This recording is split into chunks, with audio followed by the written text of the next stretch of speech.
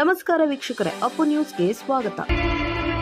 ಊರೇ ಹೆತ್ತ ಮಗ ನಿಂದು ಎಂಥ ತ್ಯಾಗ.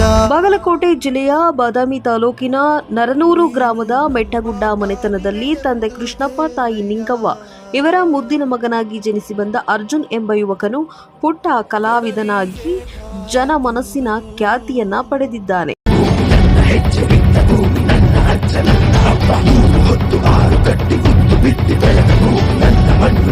ಜಾನಪದ ಹಾಡುವುದರ ಮೂಲಕ ಸತತ 5 ವರ್ಷದಲ್ಲಿ 32 ರಾಜ್ಯ ಮಟ್ಟದ ಪ್ರಶಸ್ತಿಯನ್ನು ಪಡೆದಿದ್ದಾರೆ.